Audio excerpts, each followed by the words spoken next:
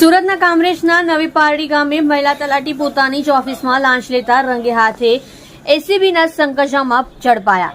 સુરત સહિત સમગ્ર રાજ્યમાં લાંચના બનાવમાં વધારો થઈ રહ્યો છે. જો કે લાંચ લેવામાં હંમેશા એસીબીના હાથથી નાની માછલીઓ ઝડપાઈ જતી હોય છે.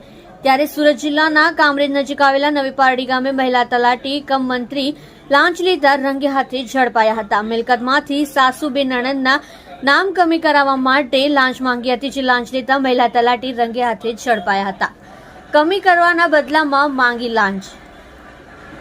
કામરેજ નજીક આવેલા નવી પારડી ગામમાં તલાટી કમ મંત્રી તરીકે ફરજ બજાવતા સોનલબેન શંભુભાઈ દેસાઈએ લાંચ માંગી હતી. ફરિયાદીને નવી પારડી ગ્રામ પંચાયતમાં પોતાની વડીલોપાર્જિત મિલકતમાં પોતાના સીધી લીટીના વારસદારના નામો ચાલી રહ્યા આવતા હતા. જે પૈકી સાસુ અને બે નણંદોના નામો કમી કરવા સોગંદનામું આપવામાં આવ્યું હતું. ત્યારબાદ આગળની કાર્યવાહી કરવાના અવેજ પેટે સોનલબેને 9,000ની લાંચની માંગણી કરી હતી.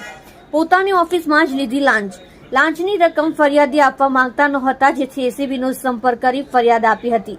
જેના આધારે આજરોજ લાંચના છટકાનું આયોજન કરવામાં આવ્યું હતું. જેમાં સોનલબેન પોતાની તલાટી કમ મંત્રીની ઓફિસમાં જ વાતચીત કરી 9,000ની લાંચની રકમ સ્વીકારી હતી. બાદમાં એસીબીએ તેણીને સ્થળ પર જ ઝડપી લીધા હતા. આપ જોઈ રહ્યા છો સોમવાર time news channel. Bureau report, Surat. એક મહિલા તલાટીની ધરપકડ થઈ છે, શું હતી?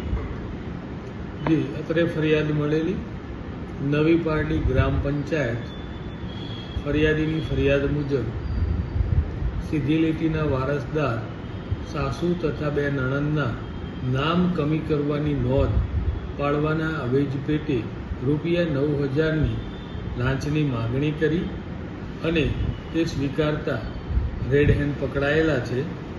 જે તલાટી કમ મંત્રી છેલ્લા 2-2.5 વર્ષથી નવી પારડી ગ્રામ પંચાયતમાં ફરજ બજાવી રહ્યા છે, જેઓનું નામ સોનલબેન છે અને તેઓની કાયદેસર ધરપકડ કરી આગળની કાર્યવાહી હાથ ધરવામાં આવી છે. સોનલબેન સાથે અન્ય કોઈ સંકળાયેલા હોય કે તેની ના, હાલ એવું હવે આગળની તપાસમાં આવે તો હાલ એવી કોઈ બાબત ધ્યાને આવે છે મિલકતની પણ કંઈક તમે ના, અત્યારે એવું આગળની તપાસ થશે પછી જ ખબર.